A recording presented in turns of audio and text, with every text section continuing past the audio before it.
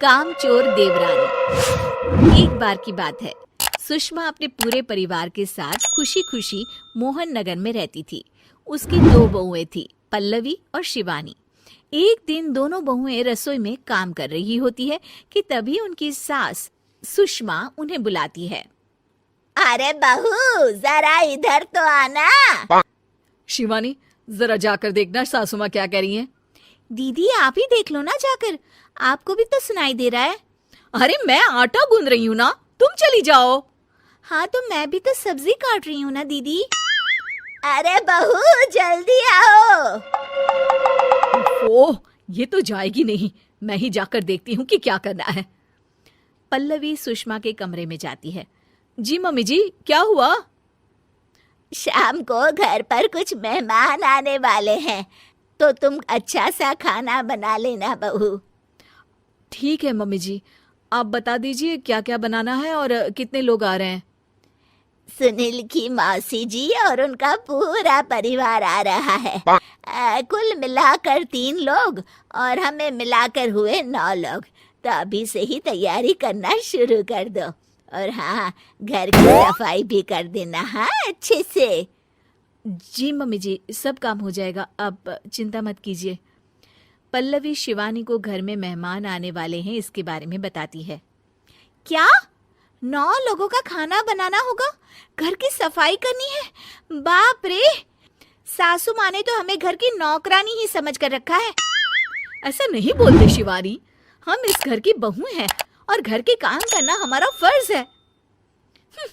दीदी तो है ही सासू माँ की चमची, जब देखो सासू माँ सासू माँ।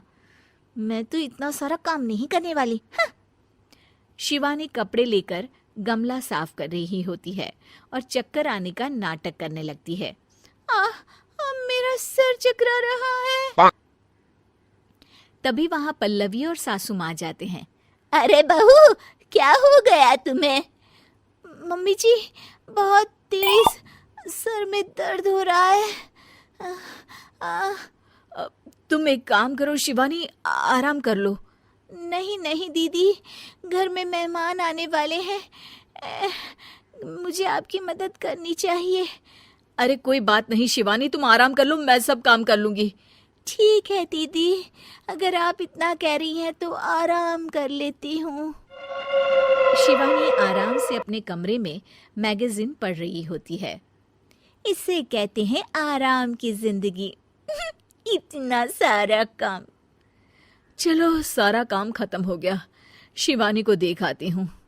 शिवानी अपने कमरे में ईयरफोन में गाने सुनते सुनते सो जाती है और उसके साइड में मैगजीन भी रखी होती है। पल्लवी वहां आ जाती है और वो सब देखती है।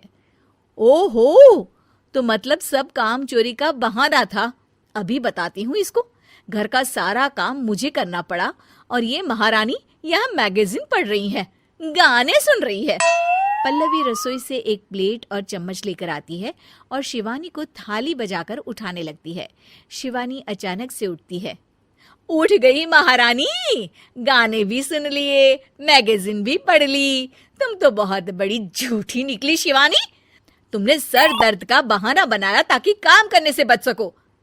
हाँ, बनाया बहाना, तो क्या करती, इतने सारे काम करती।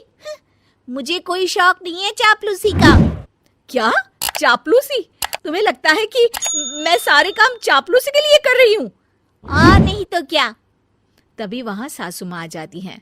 अरे बहू, वो लोग बस आने ही वाले हैं, तुम तैयारियां कर लो। जी सासू माँ, तुझे तो मैं बाद में देखती हूँ। सब खाना खाने बैठते हैं और खाना शुरू करते हैं। तभी सुनील की मौसी बोलती है। वाह भाई वाह, खाना तो बहुत ही अच्छा बना है सुषमा जी। एक एक चीज में क्या स्वाद है। ये सुनकर शिवानी मुंह बना लेती है। उसे अपनी जेठानी की इतनी तारीफ रास नहीं आती। आपकी बहुएं तो बहुत ही अच्छा खाना बनाती हैं। हाँ, बनाती तो दोनों ही अच्छा है, पर आज ना ये सारा खाना बड़ी बहू ने बनाया है।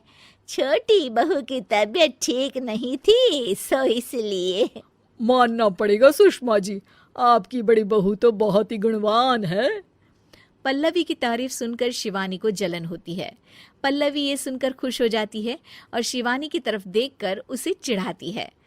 कुछ देर बाद मेहमानों के जाने का वक्त हो जाता है।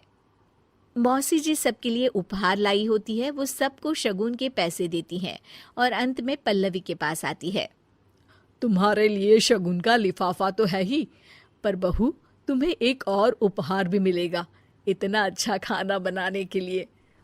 मौसी अपने सोने के कंगन निकालकर पल्लवी को पहना देती है।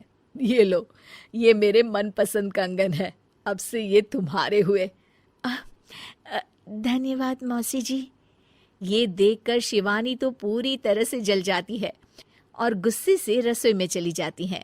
तभी वहां पल्लवी आ जाती है और उसे अपने कंगन दिखाने लगती है। देवरानी जी, अब आपका सर दर्द ठीक तो है ना? मुझे लगता है कि अब सर दर्द शुरू हो गया होगा आपका। उम्मीद है कि आपको हमारी ये कहानी पसंद आई होगी। कृपया हमारे चैनल को सब्सक्राइब करें और सभी अपडेट्स के लिए बेल आइकन जरूर क्लिक करें। और हाँ, वीडियो लाइक और शेयर करना मत भूलिएगा। Bye bye.